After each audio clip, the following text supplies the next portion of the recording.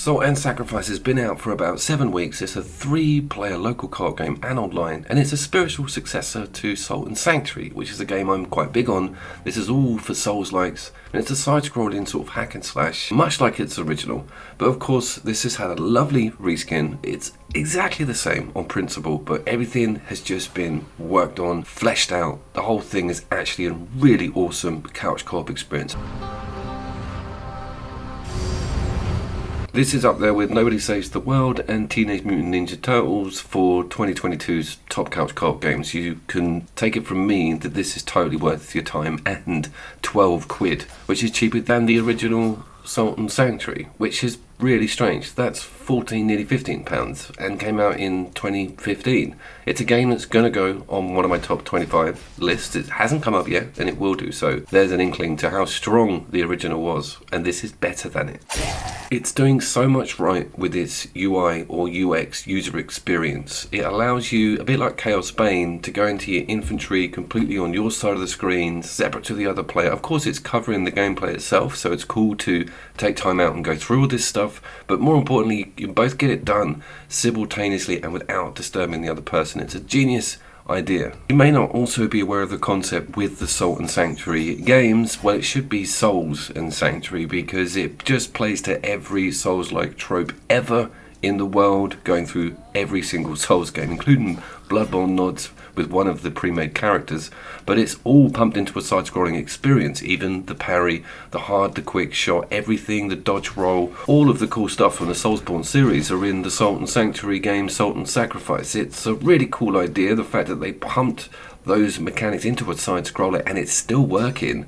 It's kind of a mind-blower. For a game of its ilk, it's also quite calm and under control. You kind of always know where you are because of that downgrade marker, which I haven't looked into taking off, but it is a bit of a godsend sometimes because you can get confused. But it's a shit ton easier to work it all out than the original, because this game sports a lot of colour, a lot of the assets and character models are really detailed. The original's got this drab, grey, amazing, depressing look to it, which I kind of appreciate. But this is totally what I would bill as a enthusiastic sequel. Everything is ramped up, including enemy, bosses, drops, weapons, variety, character builds, worlds traveling around, the bonfire mechanics expanded on, even range given to you as standard on one of the pad keys without having to wait for a bow and arrow to be picked up. Absolutely amazing stuff.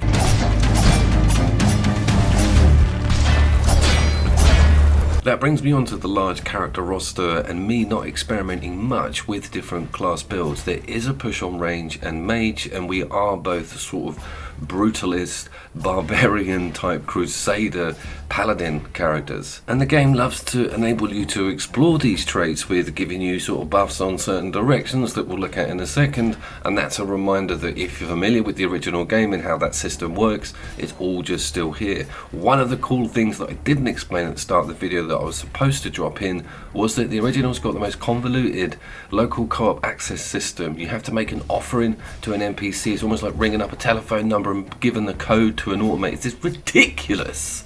With this, you just push options on the title menu as you saw.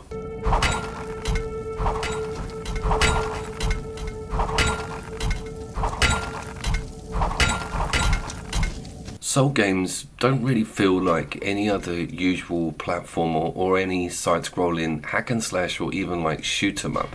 They're kind of totally their own thing because they're obeying these Dark Souls rules of parry, shield, stamina, and also things being able to just kill you really quickly. And therein might lie one of its only issues, is that you have to be a Souls fan. Well, I think it really bolsters your case for liking the game. And the person playing with me, it was Lewis, and of course he's a massive Souls fan. Everything just fell into place for both of us because we knew exactly what this game was kind of asking of us. And the difficulty is pretty damned well pitched, with giving us access to kind of minor side quests that result in killing in these huge mages.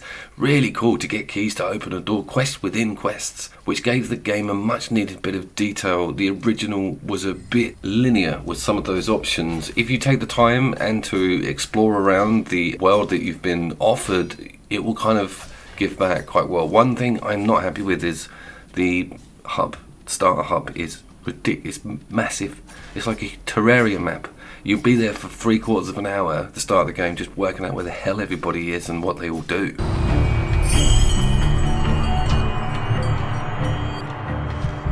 I find it a little easier than the original and a little less simple on the crafting mechanic level. There's huge depth here with materials, rare objects, rare materials, putting together and upgrading and crafting weapons from scratch and upgrading what you already have.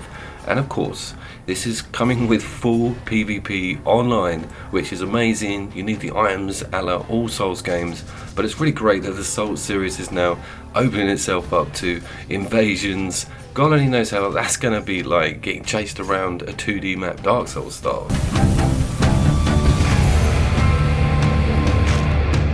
That brings me on to revives and upgrades and death, all that area. It's handled quite well, meaning you can bring a player back in a battle. You just put on the shard and then you pop it and you have the circle to bring them back without like a timed meter or anything. That's the whole operation's quite quick. It's just that you've got to have these shards. I'm also quite impressed with the amount of detail that's behind the bestiary and all of the NPCs having little backstories. You can talk to them about everything, and of course the colossal Final Fantasy style upgrade tree, which is mind-blowing on the zoom, and going down the different directions and opening up different things. The yellow icons are traits that you already possess from being that class types. You start building on sword and shield mechanics and making sure you're evenly distributing those badassery points.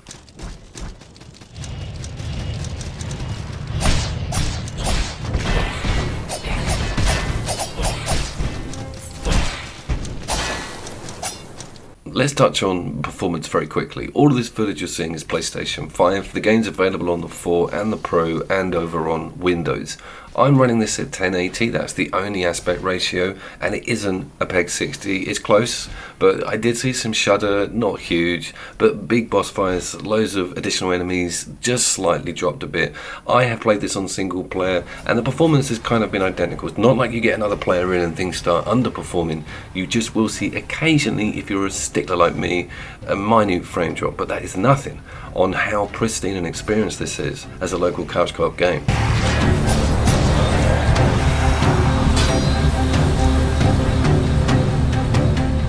The combo system feels smoother than the original. The animations are obviously loads better. The difference in environments and biospheres that you visit are really incredible, ranging from lush forests to deserts to dingy castles. And of course the winch and rope mechanic give you this Metroidvania idea with getting to new areas of the map that you wanted to frequent previously. And just everything with the Souls experience, bonfires, and getting that two-handed cool weapon, or maybe investing in points to start wielding a pike with particular danger. So much fun to be had with up to 3 locals.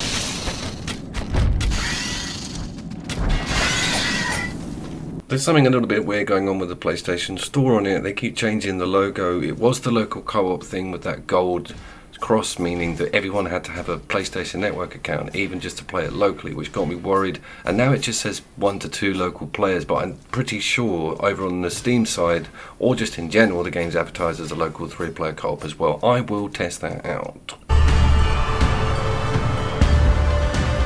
And can I just say what a joy it is to be reviewing a pretty new, amazing, indie, local co-op game that's kind of a Souls-like. It's really awesome, especially in 2022.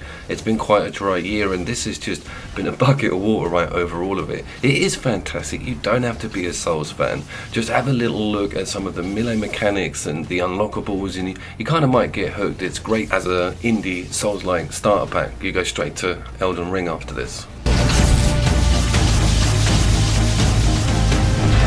This week we've got 2 more of the top 25 games coming out on video. They're going to be pretty cool ones, and I've gone quite off-center with a driving game and a really, really cool retro Zelda-like adventure.